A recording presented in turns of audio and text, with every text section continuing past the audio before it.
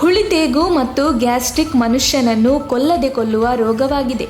ಒಬ್ಬ ಮನುಷ್ಯನನ್ನು ಸದಾ ಹಿಂಸೆಗೆ ತಳ್ಳುತ್ತಿರುವ ಸಮಸ್ಯೆ ಇದಾಗಿದೆ.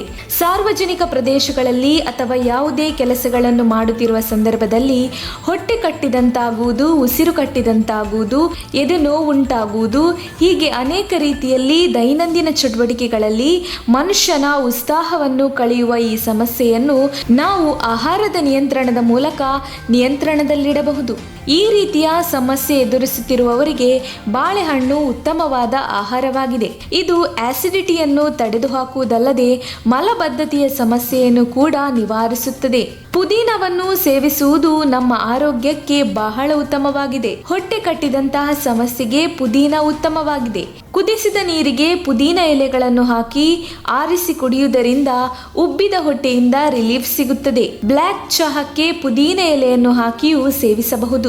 ನಮ್ಮ ಆಹಾರದಲ್ಲಿ ಶುಂಠಿಯನ್ನು ಬಳಸುವುದು ಉತ್ತಮವಾಗಿದೆ. ಯಾಕೆಂದರೆ ಶುಂಠಿಯಲ್ಲಿ ಜೀರ್ಣಕ್ರಿಯೆಯನ್ನು ಸುಧಾರಿಸುವ ಗುಣ ಇದೆ.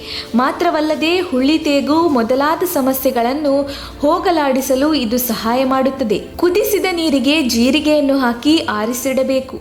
ಊಟದ ಬಳಿಕ ಜೀರಿಗೆ ನೀರನ್ನು ಕುಡಿಯುವುದರಿಂದ ಹೊಟ್ಟೆ ನೋವು ಮತ್ತು ಹುಳಿತೇಗು ಕಿರಿಕಿರಿಯಿಂದ ಮುಕ್ತಿ ಹೊಂದಬಹುದು. ಪ್ರತಿದಿನ ಕ್ಯಾರೆಟ್ ಜ್ಯೂಸ್ ಕುಡಿಯುವುದರಿಂದಲೂ ಕೂಡ ಹುಳಿತೇಗು, ಮಲಬದ್ಧತೆ, ಅಜೀರ್ಣ ಮೊದಲಾದ ಸಮಸ್ಯೆಗಳಿಂದ ಮುಕ್ತಿ ಪಡೆಯಬಹುದಾಗಿದೆ. ಸ್ಟ್ರಾಬೆರಿ ಕೂಡ ಹೊಟ್ಟೆಯ ಸಮಸ್ಯೆಗಳನ್ನು ನಿವಾರಿಸಲು ಸಹಾಯಕವಾಗಿದೆ.